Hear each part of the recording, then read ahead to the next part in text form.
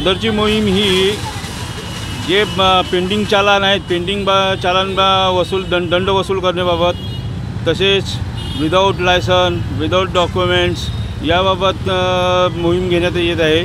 तसेच जे काही वाहतुकीचे नियम आहेत, वाहतुकीचे नियम लोकांनी हे करावे, पाळावे याकरिता सुद्धा त्यांना हे करण्यात येत आहे, मार्गदर्शन करण्यात येत आहे। याकरिता ही मोहीम सध्या राबवण्यात येत आहे। वाहन चालकांना आवाहन करतो की आपली गाडीचे कागदपत्र सगळे सोबत ठेवा आणि आपली गैरसोय टाळावी, हेच आम्ही त्यांना आवाहन करू शकतो।